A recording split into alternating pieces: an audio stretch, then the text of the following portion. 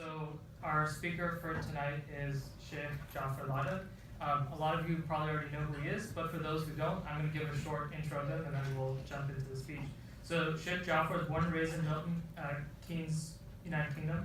If I'm saying that wrong, it's because I'm not British. After 2 years in medical recruitment, he opened his own agency in 2005 and subsequently appointed director of the DRC group, the second largest agency supplying locum doctors to the NHS in the UK, and he left that in 2011. After returning from Hajj in 2005, he began his Islamic studies, speaking in centers around the world, leading ziyarat and Hajj groups. He has studied at Jamia Imam Sadiq salam of Ayatollah Qazwini, Hawza Imam al-Jawad salam of Grand Ayatollah Sayyid Taqi al-Mudarsi in Holy Karbala, and Al-Mahdi Institute, Birmingham. He's authored 2 books, The Hidden Treasure in 2011 and The Ways of the Righteous in 2015, with various other written works in the pipeline. He's currently the resident alim of Haydari Islamic Center in London and completing his master's degree in Islamic law at the Islamic College in London. So, without further ado, the topic of the night is healing society's divides and Islamic perspective, and I will let Sheikh Jaffer take it from here. Bismillah ar-Rahman ar-Rahim. أعوذ بالله من الشيطان الرجيم. بسم الله الرحمن الرحيم وبه نستعين. ثم الصلاة والسلام على أشرف الأنبياء والمرسلين وعلى أهل بيته الطيبين الطاهرين المعصومين. أما بعد, my respected teachers, brothers and sisters, Assalamu alaikum jami'an wa rahmatullahi wa barakatuh. Peace be upon you all. First and foremost, my thanks goes out to Taha Collective for inviting me to what is evidently a prestigious university, and it's truly an honor to sit in front of you to talk about something that's truly important in the time in which we live in. I think my goal is to speak as little as possible and more to learn from yourselves. So I look forward to you challenging some of the ideas, really putting them through their paces, which will allow me to be able to learn as well, inshallah. So as you heard, the title of the discussion is Healing Society's Divides, an Islamic Perspective. And of course, if we're going to take an Islamic perspective of anything, it befits us to understand what methodology we are going to be taking, because there are so many different ideas as to what is an Islamic perspective today. So when we talk about healing and society's divides, what we intend to do is try to look at specifically the prophetic methodology, meaning that of Prophet Muhammad, peace and blessings be upon him, and the way in which the Quran describes his prophetic methodology. Of course, there's going to be a gap between the prophetic methodology and its application today, because we live in a highly secularized society, a highly liberalized society, a highly capitalized society. And so the way in which the theological assumptions work, we can imagine that there might be a gap in terms of the application of those today. Nevertheless, the principles that the Prophet put into place in order to heal the divides of society, I would argue, are universal, and actually understand the way in which human nature works, the way in which societies structure themselves over a period of time. And so my own methodology would probably look through 2 lenses. Now, these are very broad terms, and I imagine you probably challenge them to try to become a little more granular on them. But for now, the way in which I myself reflect upon Islamic literature would be through 2 lenses. One would be a philosophy of existentialism, and that would be to appreciate the world as the world is. That means that at any given time, to understand the relative nature of locality and multi-locality. And therefore, as paradigms shift from one to another, trying to appreciate the way in which the Prophet interacted with his society in accordance with time and space. Those principles, of course, would be applied today, but the relativity of those would very much be at the forefront.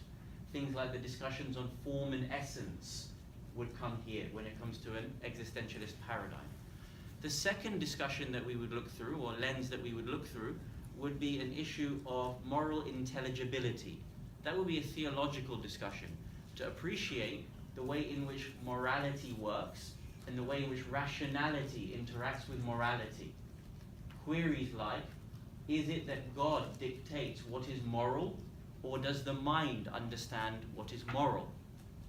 So, through these lenses, I will try to understand the Prophet, the prophetic model, and present them to you in ways in which the Prophet interacted with his society, and we'll try to dovetail them with some of the challenges that we face today, particularly in the United States of America, with a very fractured society.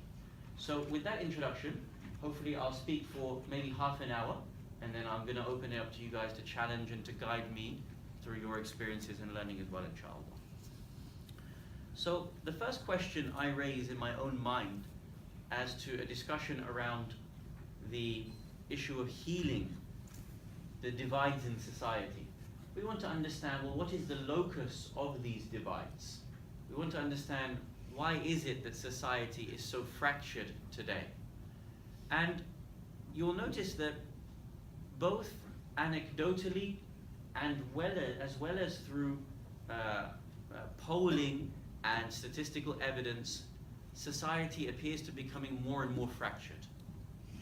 The Gallup institution did a poll over the space of several decades, and they charted the way in which society in the States are generally feeling about the divides that are present. And they posed a very simple question.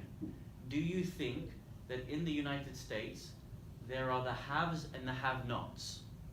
So the haves, of course, would be those people who, from their own mindset, would feel that there is opportunity for them, but there's also a different side to society which just doesn't have, which means they just don't have the opportunity to ascend the scale through social mobility, to ascend to what is commonly known as the American dream. Is there such a thing as the have and the have-nots? So in 1998, 26% of those polled by Gallup said there is such a thing as the have and have-not society. Compare that with 2003, 5 years later, Gallup found with the very same question an increase to 41% of people that feel that there is a have and have-not society. By the time it gets to this era, and last year in 2015, the very same question yielded 58% of people felt that there is a have and have-not society in the United States of America. Now the fact that there is this mentality, we would query as to whether it impacts access towards social mobility, but the fact that people themselves feel like this, there clearly at least is one divide, there is one clear fracture in society, very clearly.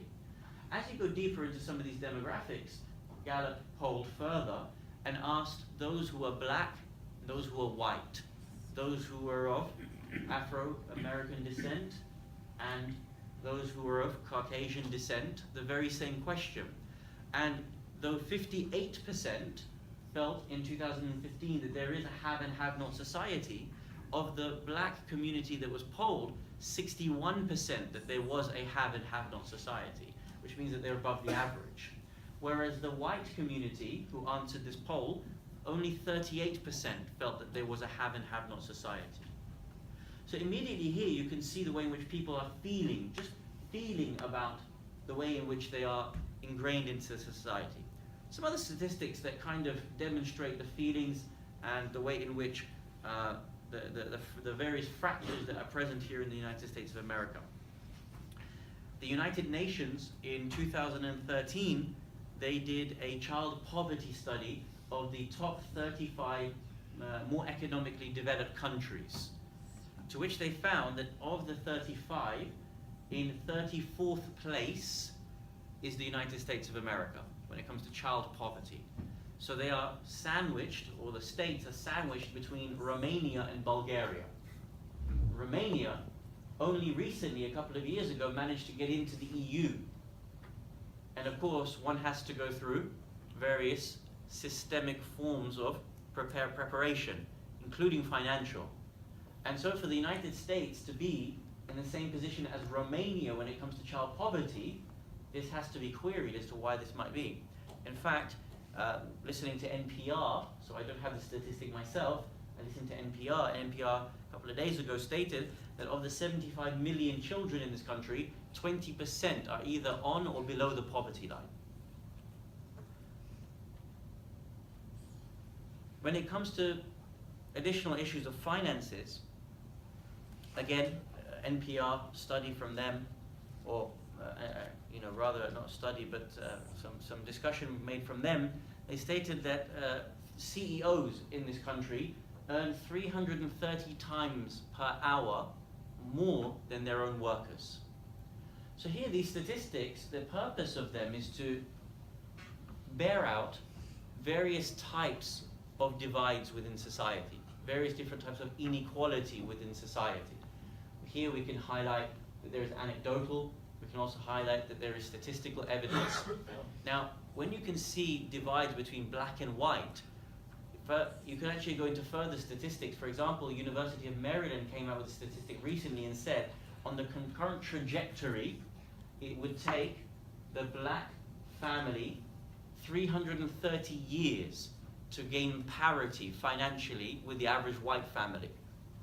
So here we can see that there are so many different divides. Now we're actually adding to these stresses when it comes to these divides.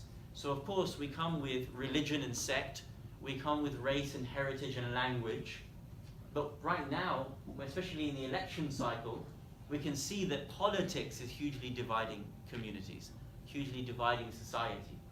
And that's interesting because it would be argued that politics in theory shouldn't be a dividing factor, but should be a unifying factor for society. Now, when politics is a dividing factor for society, and it becomes even more fractious, it falls upon other agencies to be able to create unity within society. And this is something we're going to pick up on. But for your own thoughts, before we go into it, one would ask, well, where would those unifying points of society be? If government and politics is doing the opposite of looking after society at large, how does society become a unified society when policy is creating divide? Because if systemic violence or systemic racism or systemic inequality is being created by government and those institutions that herald and lead government, where do you gain the balance? And this is something that we need to see through the example of the Prophet. And we try to understand that, hopefully, inshallah, in the coming parts of the discussion. Now, because we have all of these stresses and they exacerbate the problem within society, for you and I to think about the locus of division in society, I just want to present one book to you that I myself have found very useful. And this is by Danny Dorling, the title of which is Injustice, Why Social Inequality Still Persists. And to my mind, Dorling has done a fantastic job. You may know that from 1755, Rousseau had actually produced one of the first great works trying to understand the origins of inequality. I would argue that this particular book goes into great depth to understand the causes for injustice and division in society. And of course he argues his own ideas as to how to heal society's divides. And he says something which is very interesting, and we want to take his statement and try to juxtapose this with the prophetic methodology. He says the following in the introduction. He says, this book aims to redefine injustice. While no one claims to be on the side of injustice, without the continued spread of beliefs that actually support injustice, it would not survive long in its present form. Very interesting. No one claims to be on the side of injustice. And you would argue that if you're a corporation, or if you're government, even if you're our good friend Donald Trump, none of them will claim to be on the side of injustice.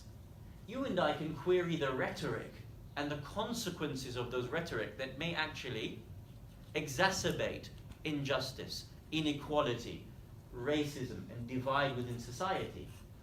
Dorling argues that no one claims that they support injustice overtly. And I think we'd all agree with that.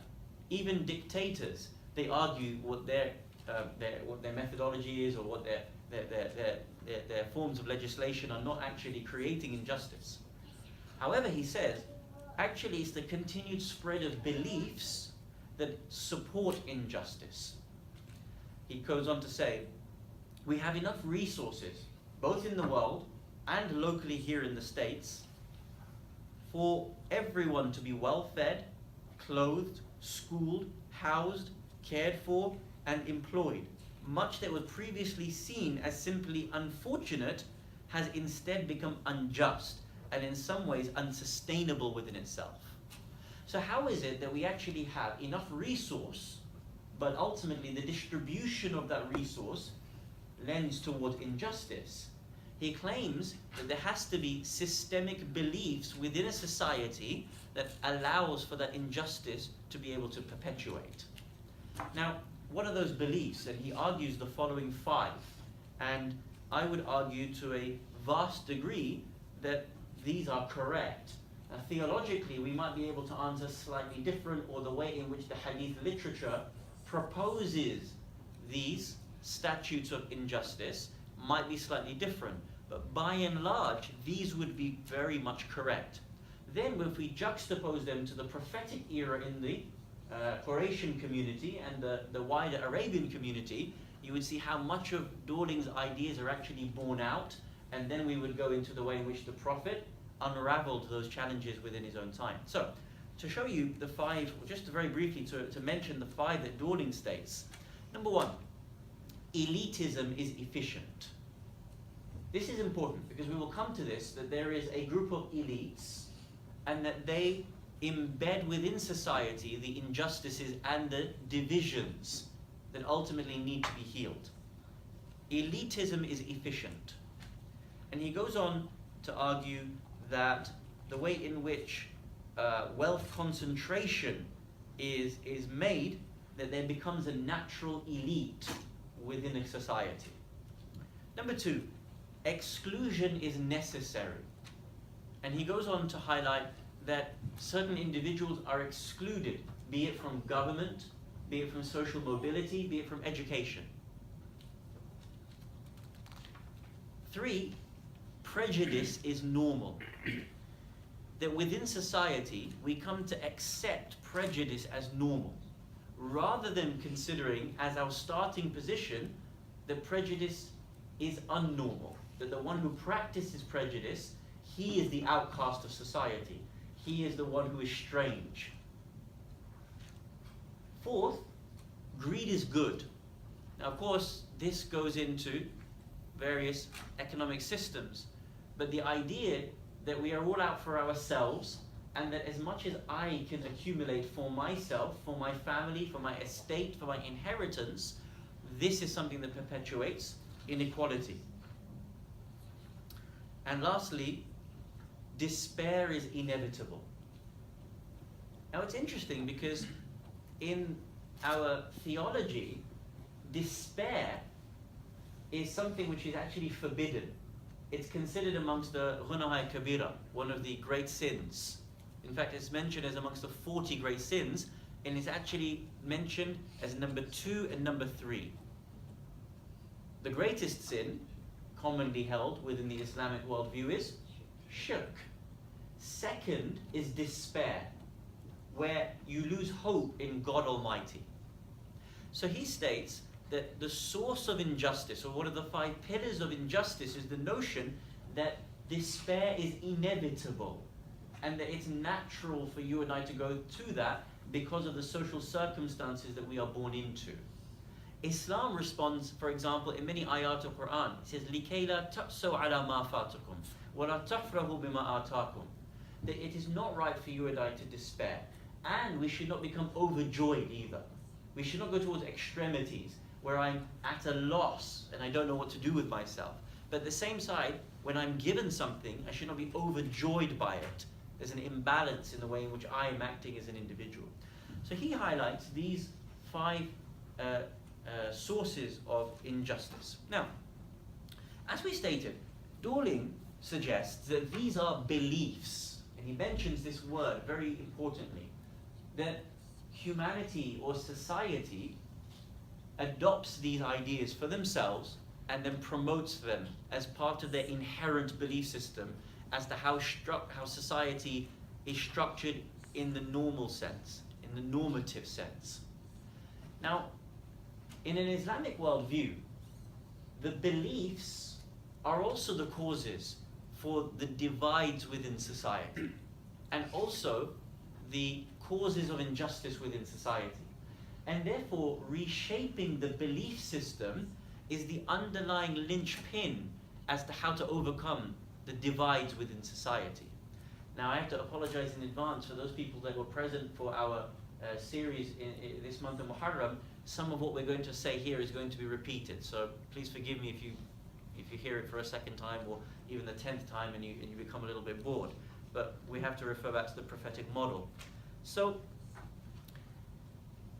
if we look at the belief system in the Arabian community, the Prophet had to rip one particular system, and as long as that particular system was undone, the rest of society's practices would come tumbling down. Now, before we mention what that is, even though many of you may already know it or have guessed it, just to give a description of the way in which the society was at present, or society was in the Arabian community of 1400 years ago. As you know, there were 365 idols. Some of those idols were the greater idols, some of them were minor idols, but each idol was a representative of something in particular. Now, being an agrarian community in some places, such as Medina, being a community which was based on, there's a word I'm trying to think of, but it doesn't come to mind, trade caravan-based societies, in Mecca in particular, of course, some of the greater gods were those gods of wealth, gods of war, gods of bringing sons as opposed to daughters. And so certain gods were the lead gods that tribes would have to come and pay allegiance to, come and give gifts to, in the hope that they would receive something back from those gods. So for example, the Quran mentions various different gods, but amongst them, Allah mentions Lat, Uzza, and Manat. So for example, let us take and say Lat is, god of, wealth and rizq, and Manat is the god of bringing sons into the world, and Uzza is the god of war, and so on and so forth. So these gods would belong to certain tribes. Not every tribe had the greater god. Only a few tribes had the greater god. Now, there being dozens of tribes within the Arabian community, whenever those smaller tribes needed something, they would then go and give a sacrifice to the god, especially the larger gods. Everybody was going to war. People always needed male sons. People always needed rizq. And so those tribes that held the greater gods were the ones that more often or not were being approached by tribes in order to give them gifts, in order for wealth to be transferred. So now the smaller tribes were consistently going to the larger tribes, giving gifts of silk, brocade, musks, sheep, camels, horses, and so on and so forth, in the hope that the sacrifice to the gods would yield them success in the things in which they needed. Now, of course, if you have a consistent amount of transference of wealth from, say, 100 tribes to 3 tribes, and it's unidirectional, it is obvious that over a period of time, consistently, these tribes would become poorer and poorer, whereas these tribes would become richer and richer. They are receiving continuously from the rest of the tribes. As you can imagine, those tribes that held the greater gods, they would have rejected any notion of breaking their gods. And the Quran mentions this in several different occasions. But most prominent, Allah subhanahu wa ta'ala in the Quran quotes a statement between individuals that wanted to fight off the notion of breaking their idols and breaking their gods. Allah subhanahu wa ta'ala mentions in the Quran, He says, what? Do they make our gods, plural, multiple, into one God? أَجَعَلَ آلِهَةً إِلَهًا وَاحِدًا? Does this man Muhammad make our gods into one God? What a strange notion this is. Now, of course, it wasn't a strange notion. They were from the lineage and the history of Abraham. They had heard all the stories of one God, especially being in the wider Arabian Peninsula. When it came to the prophetic stories of Saleh and Hud and Shu'aib, they weren't unaware of these notions. Why would they respond by saying, what a strange thing it is to have one God? Because they wanted to put in the mindset of the people that it was strange to go from multiple gods to one God. This was a form of diversion. This was a form of the media at the time to estrange the ideas of the Prophet to go back to one God. Now, of course, those people who were the rich tribes that were being invested into by the smaller tribes, getting richer and richer, they did not want their gods to be created into one God. And so they en masse rejected the Prophet. What did they do? They called him every name in which they could.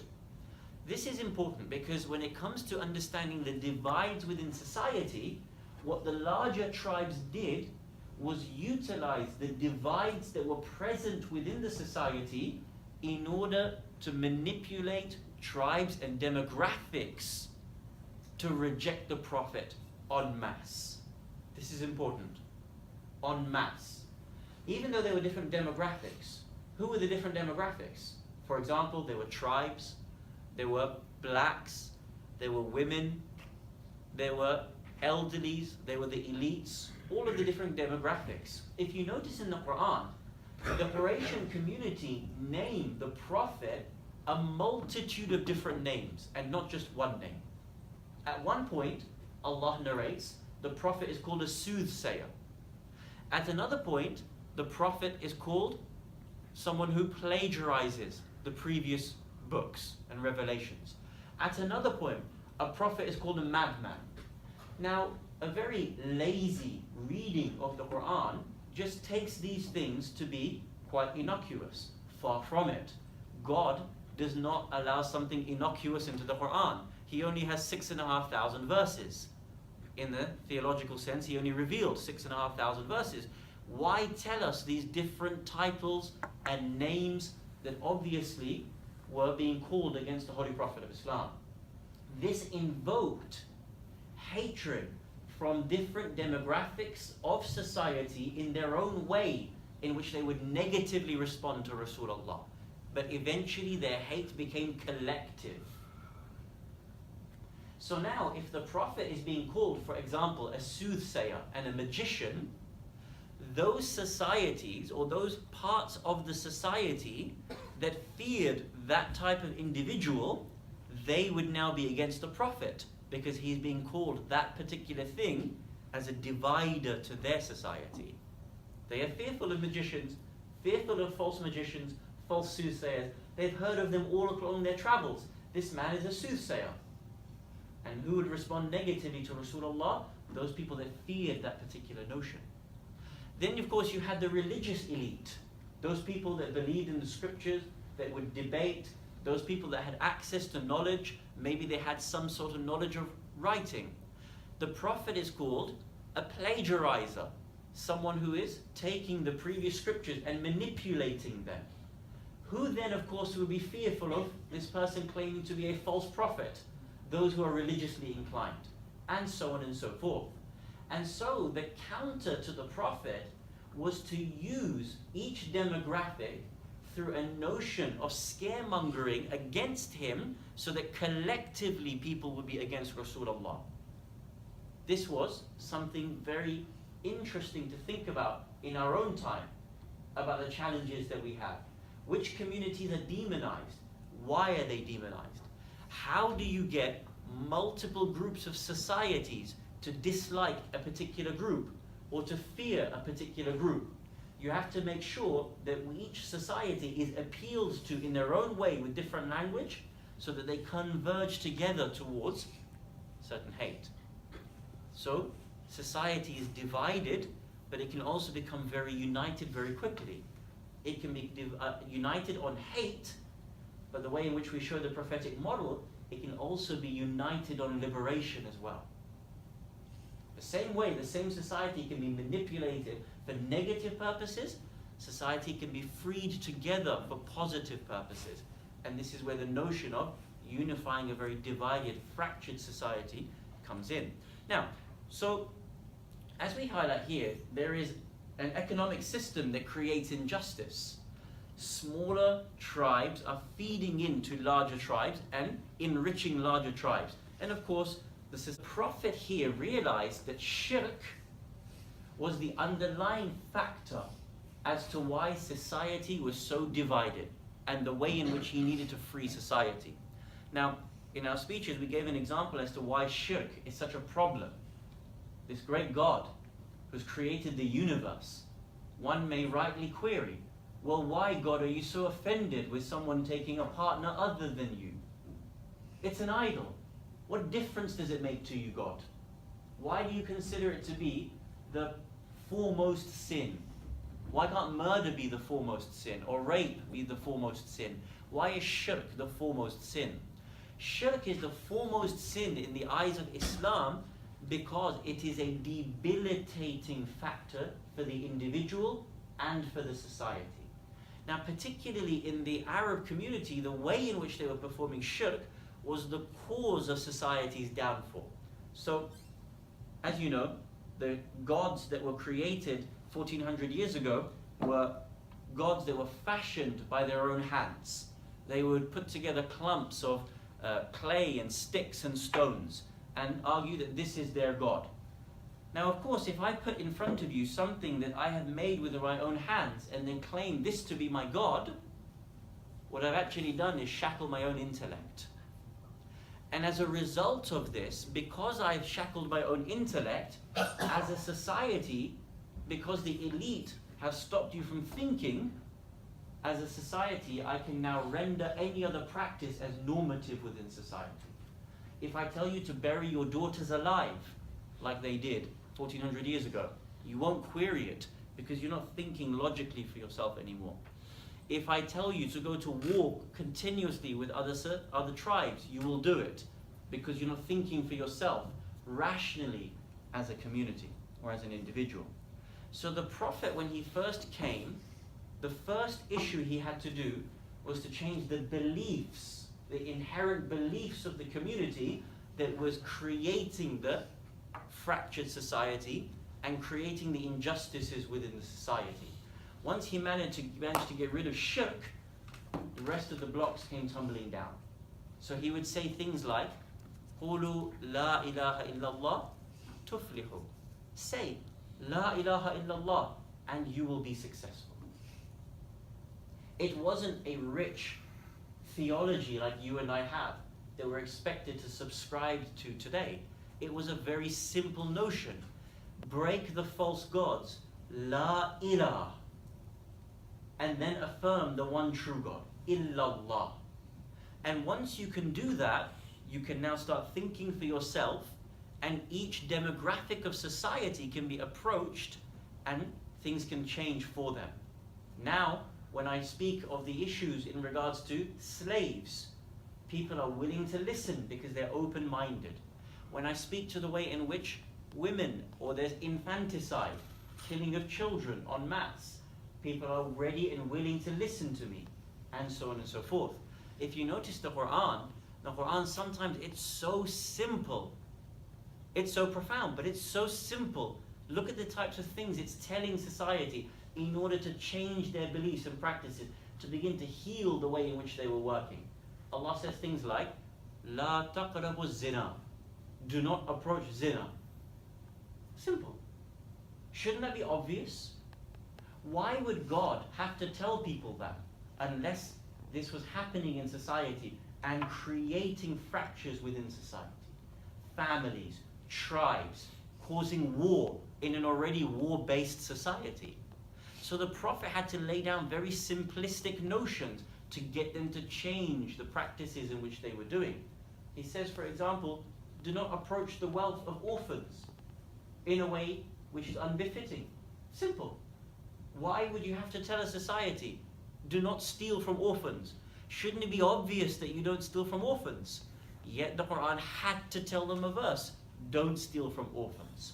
And so through unlocking one belief system that held back society, that shackled society's thinking, here the Prophet could begin to shift it in ways in which they had not considered. Now, to move forward, if you notice, once the Prophet had managed to appeal to various demographics, he then again shifted the way in which they believed that they should be so fractured. Many of you would have come across what is considered to be the first historic documentation to bring people together in the history of the world, and that is known as the Medinan Constitution. Different scholars have different ideas, but by and large, the Medinan Constitution is a 40-point document bringing together the Muslims, Jews, Christians, Sabians, Zoroastrians within Medina into one initial document so that everyone knows how they must act under a burgeoning state. Now, there is difference of opinion as to whether the Holy Prophet established a state or not. Irrespective, to bring the community together in Medina, the Prophet had to bring a document to make sure that everyone was signed up to it. For those of you who are aware of this document, it is perplexing that the Prophet put as point 1, anyone who signs up to this constitution, they are part of the Muslim Ummah. Irrespective of your creed, irrespective of your sect. And that's phenomenal, because 1400 years ago, in a community yesterday that was tribalistic, that would go to war and steal from each other, let alone the types of divides that were in society based upon religion and sect, the Prophet now says, for the first time in history, those of you who signed to this constitution, you are part of the Muslim Ummah. This challenges the thinking of the Muslim community, because too often we have language which is an alienating language. We are the Muslim Ummah, everybody is other than us. We are the Sunnah, or we are the Shia, or we are the Sufi, or we are the Brelvi, and we become exclusionists. This is completely antithetical to the notion of a society in Islam, where the Prophet started by stating, you all come together under the Muslim Ummah. Note here something very important, because in academia, we tend to have language that colors the notion of a pure Islam. In academia, we say things like Umayyad dynasty. In Islam, there's no such thing as a dynasty in pure Islam. We talk about the Ottoman Empire. Islam isn't a theology of empire. Yet, we try to establish these notions. There's no such thing. Islam has the concept of an ummah where everybody comes together and works for the sake of each other. And this brings me on to my last point about healing the divides within society. If you look at someone like Francis Fukuyama, Fukuyama states that sociologists, those people in public policy, have a principle about what is good governance, and that is that there should be a strong state and there should be an equally strong civil society. This is important. The state, of course, has its own functions, and civil society has its own functions. At the moment, there is an imbalance within society. We, by and large, as we started with, that politics and policy divide us, and I pose the question to you, well, how do we become united when policy divides us? The only way we become united is when there is a very strong civil society. But a principle of good governance is that as strong as policy is, social society, civil society should be equally as strong, so that they balance each other out. They keep each other in check, essentially. Now, if you look at the way Islam was structured, there was the Islamic society under the Prophet was structured, there was a very strong notion of a civil society, where people contributed to society and gained back from society, as opposed to gaining and relying on state. Now, please don't take this in the notion of, libertarian or Republican ideals. I'm talking about Islamic ideals. Let's not see things through these external ideologies for the moment. If you notice, the Quran dozens of times has a particular word which it repeats constantly. It says that you should struggle with your wealth, amwalakum. And it often talks about it in the context of things like sadaqah, things like jihad, in this context, holy war. Struggle with your wealth, freeing slaves. Struggle with your wealth, putting into society's needs, to pay for weapons, to pay for movement within society. Now, as we stated, that there was a burgeoning state. There was such a notion as Baytul Mal. The very first treasurer in Islam was Bilal al-Habashi. So even in Medina, at the very earliest times, there was a notion of centralized distribution. Why didn't Allah subhanahu wa ta'ala in these many ayat state, you should give your wealth over to the state at a high tax system, and then the tax and the central state will redistribute the wealth? There were centralized taxes. There was the zakat, which we know so well. Aqimus salah wa atuz zakat. We know that there is khumus, which even during the period of the khulafa, the caliphs would collect 1/5 and redistribute through Baytul Mal. There is a very heavy emphasis on sadaqat. So we do have these notions of a centralized system. If you notice here in society today, the divide is exacerbated by the structures of society, because the wealth that we struggle with doesn't support good, strong civil society. Actually, it supports the inequality and exacerbates the inequality. Let me give an example. Today, the corporations, of course, being ultra or hyper-capitalized, there's no real concern for us as individuals. If McDonald's can sell as much as it can do so even if it gives you a heart attack. If the quality of the food is bad, if it gives you bad health, it doesn't matter, so long as McDonald's is making money.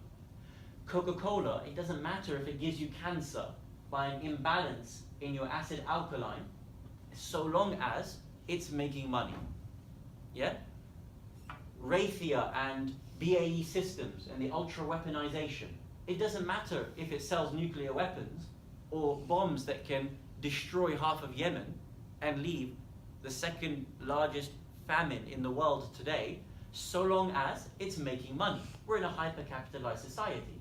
So, all of these things destroy us as individuals, destroy our health. Yet, if you notice, when it comes to things like cancer research, it is much of civil society that has to fund cancer research.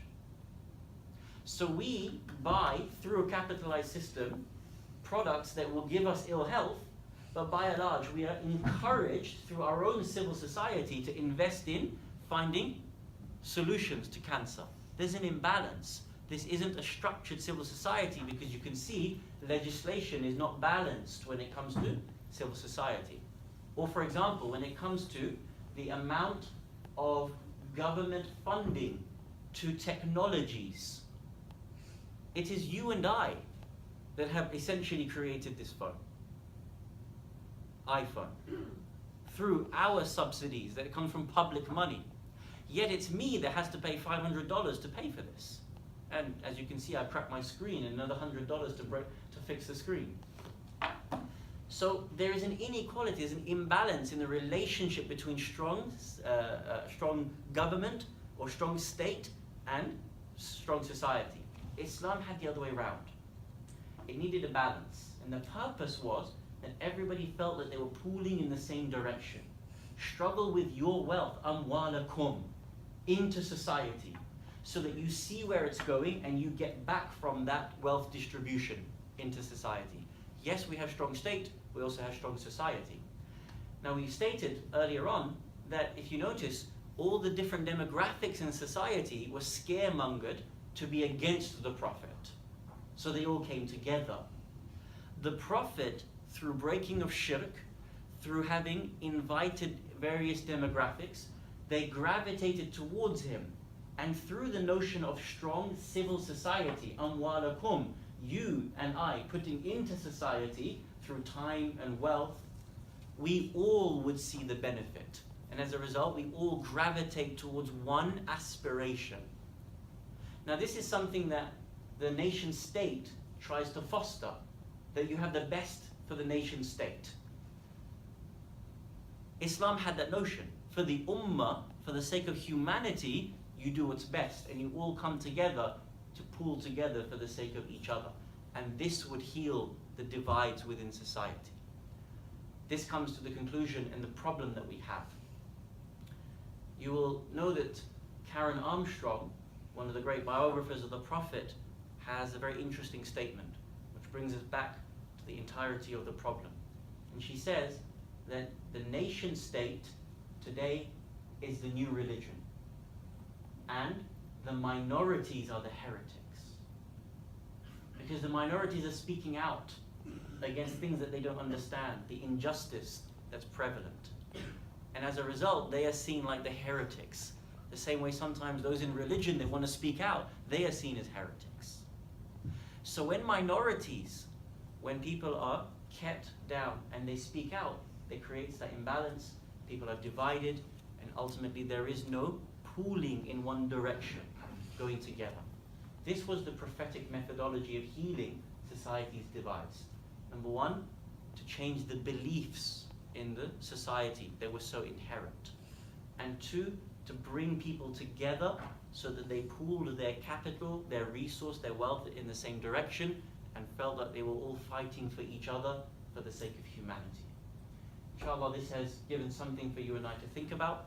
I hope that it hasn't been too repetitive for those who have heard it, and for those who are hearing it for the first time, we're able to challenge some of the ideas, and inshallah we can all provoke thought together and move forward in our thinking. Walhamdulillah, Rabbil Alameen, wa salli ya Rabbi ala Muhammad wa alihi al-tahirin.